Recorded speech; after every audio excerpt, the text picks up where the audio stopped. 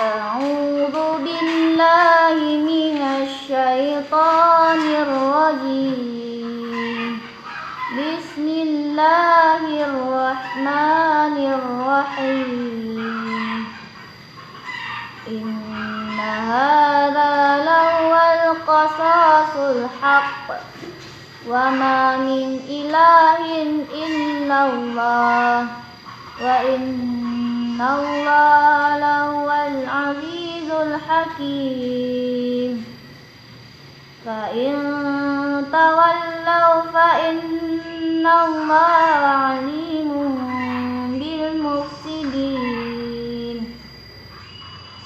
قل يا أهل الكتاب تعالوا إلى كلمات سواء بيننا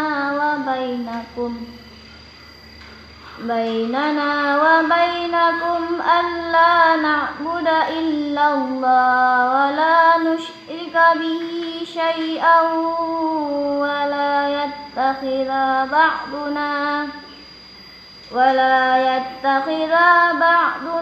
بعضا أربابا من دون الله.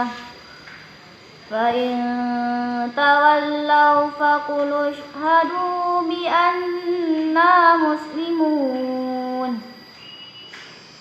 يا أهل الكتاب لما تحاجون في إبراهيم وما أنزلت التوراة والإنجيل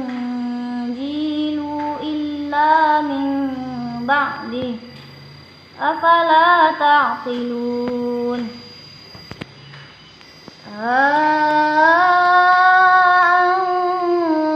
أنتم هؤلاء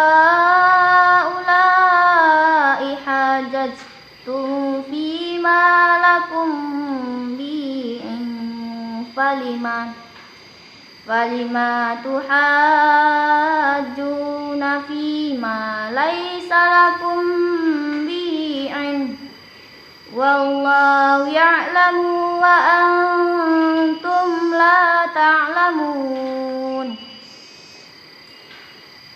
ما كان إبراهيم يهوديا ولا نصرانيا ولكن كان حنيفا مسلما وما كان من المشركين.